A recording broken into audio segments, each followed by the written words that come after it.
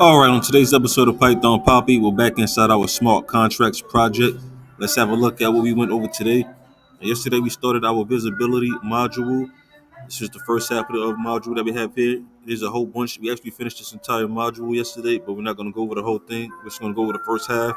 Inside the first half, we talked about the at internal and the at external. So let's jump over to our Remix IDE so I can let you know what's going on with that, and we can dive a little bit deeper. So as you can see here, when it pops up, I can show you.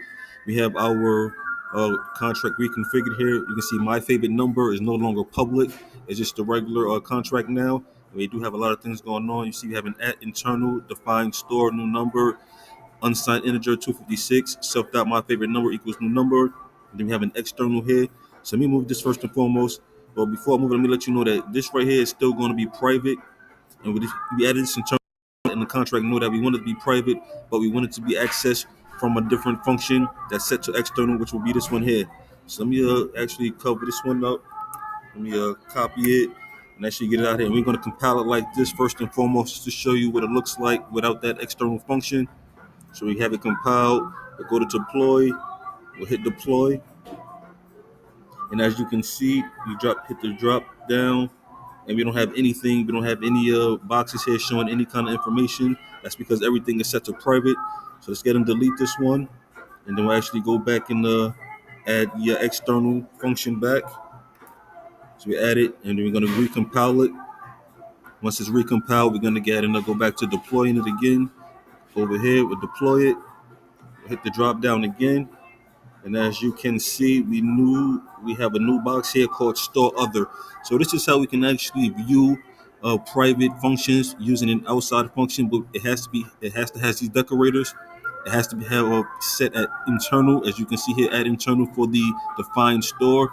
So this is still private, but it's letting the contract know that we want it to be accessed from an outside function that's set to external, which we have here.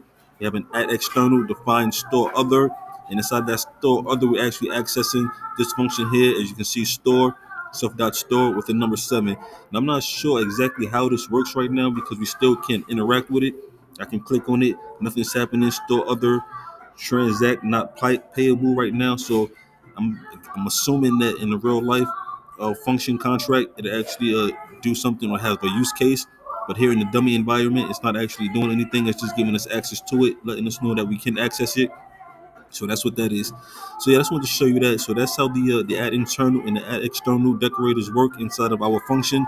So this is still private. It won't be able to be seen or accessed from the outside unless we have an add external function here, which we have here, that'll actually allow us to access this private function from the outside. And that's what that is there.